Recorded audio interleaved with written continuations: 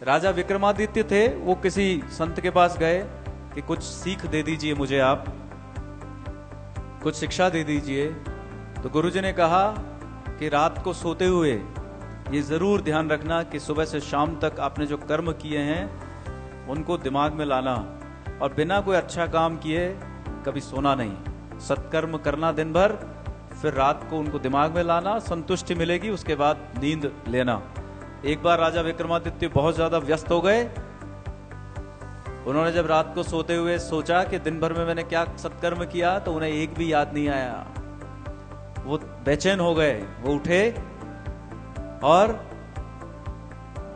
रात्रि को निकल पड़े देखने की कौन दुखी है। तो उन्हें एक व्यक्ति ठंड से ठिठुरता दिखाई दिया। उन्होंने अपना दुशाला उन्हें उड़ाया और उस व्यक्ति को अपने घर लाकर उसकी सेवा की। उसके बाद वो रात को सोए। विक्रमादित्य की तरह जीवन हमारा भी होना चाहिए। जब तक सत्कर्म न कर लें, दिन भर में कोई अच्छा काम न कर लें, रात को नींद नहीं आनी चाहिए। बेचैन हो जाना चाहिए जीवन। जैसे हमारा खाना पीना हमारे शरीर के लिए आवश्यक है, वैसे ही हमारी आत्मा के लिए सेवा आवश्यक होनी चाहिए। जैसे बिना भोजन के हमारा शरीर नहीं चलता, हमारी आत्मा भी, उसकी भूख भी शांत तब होगी जब हम लोगों की सेवा करें।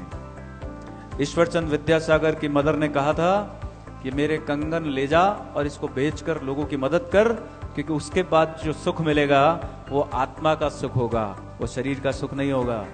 हर व्यक्ति शरीर का सुख देख रहा है, अपने मन का सुख देख रहा है। आत्मा का सुख देखने की चेष्टा कीजिए। आत्मा का सुख क्या होता है? ईर्ष्या द्वेष वैमनस्य, लोभ लालच से परे होता है आत्मा का सुख। आप किसी और के लिए बिछ जाइए, स्वयं का बलिदान करके, स्वयं का त्याग करके, स्वयं की इच्छाओं को मारकर, यह होता है आत्मा का सुख। उसके बाद जो सुख मिलता है वो आत्मा का सुख है।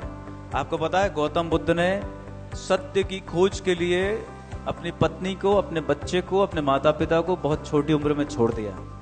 मैं ये नहीं कहता कि आपको और हमें उन्हीं प्रकार से छोड़ देना चाहिए। वो तो उनकी कल्पना, उनके जीवन की कल्पना तो हम कर नहीं सकते, लेकिन हम परिवार में जीवन जीते हुए भी विरक्त रह सकते हैं, राजा जनक की तरह, राजा भरत की तरह।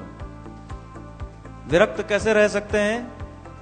विरक्त रहने के लिए प्रेम और आसक्ति, मोह और आसक्ति से थोड़ा दूर जाना पड़ेगा और परिवार के प्रति कर्तव्य पालन करना पड़ेगा। अपने बच्चों को अच्छी शिक्षा दीजिए, अपनी पत्नी को पूरा मान सम्मान दीजिए, उनकी इच्छा की पूर्ति कीजिए, लेकिन उनसे लगाव मत रखिए।